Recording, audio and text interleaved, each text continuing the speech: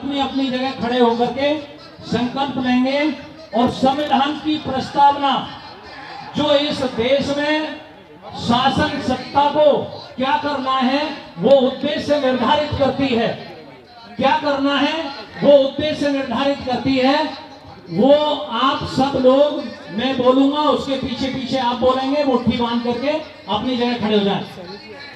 हम भारत के लोग भारत को एक संपूर्ण प्रभुत्व संपन्न समाजवादी पंथनिरपेक्ष लोकतंत्रात्मक गणराज्य बनाने के लिए तथा उसके समस्त नागरिकों को सामाजिक, आर्थिक और राजनीतिक न्याय, विचार, अभिव्यक्ति, विश्वास, धर्म और उपासना की स्वतंत्रता, प्रतिष्ठा और अवसर की समानता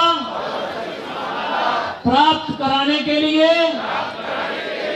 तथा उन सब में व्यक्ति की गरिमा और राष्ट्र की एकता और अखंडता सुनिश्चित कराने वाली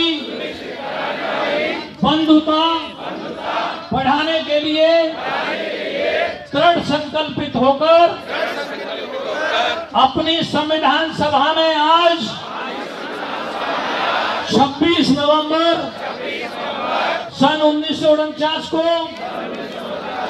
एतद द्वारा इस संविधान को अंगीकृत, अधिनियमित और आत्मसमर्पित करते हैं। जय भीम, जय संविधान। लोकतंत्र के मंदिर संसद भवन में कोई स्थान नहीं है, उसको संसद भवन में नहीं होना चाहिए। अगर किसी की आस्था उससे जुड़ी है तो आप लोग राम मंदिर बना रहे हैं, बहुत भव्य राम मंदिर बना रहे हैं, आप राम मंदिर में लगा दीजिए उसको। हम आपका स्वागत करते हैं, सम्मान करते हैं, हमें कोई ऐतराज नहीं है।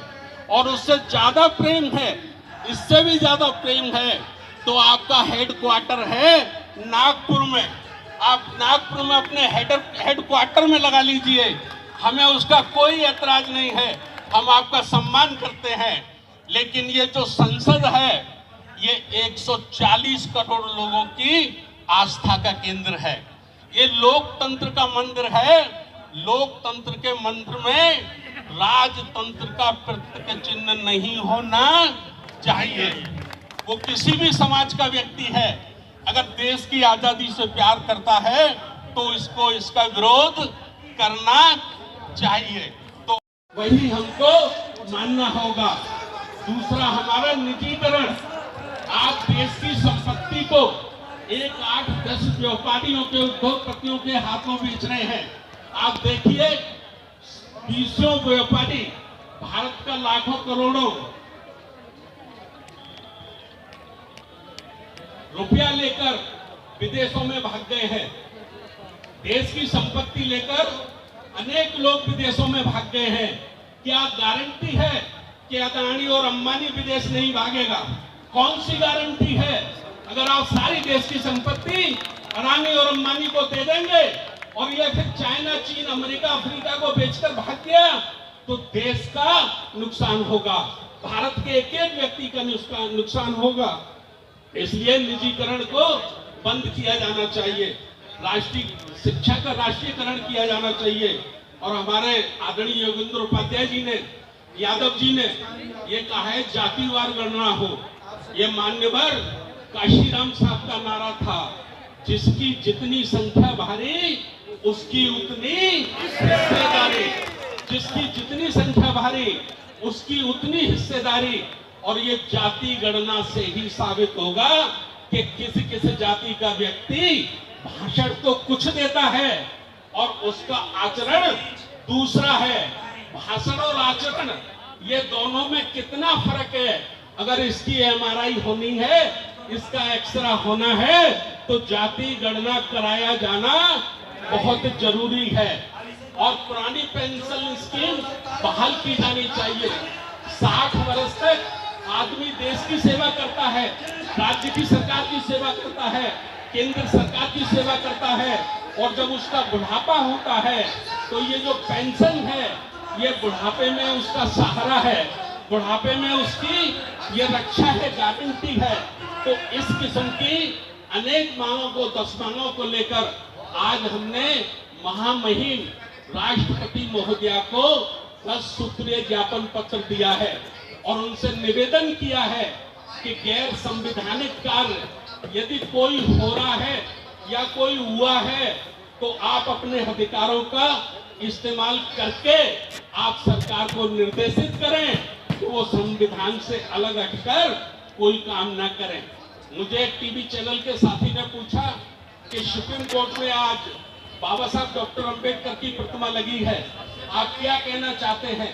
मैंने उनको कहा कि सुप्रीम कोर्ट में बाबा साहब डॉक्टर अंबेडकर की प्रतिमा लगी है, हम उसका स्वागत करते हैं और हम इस देश के चीफ जस्टिस श्री चंद्र जी का धन्यवाद करते हैं।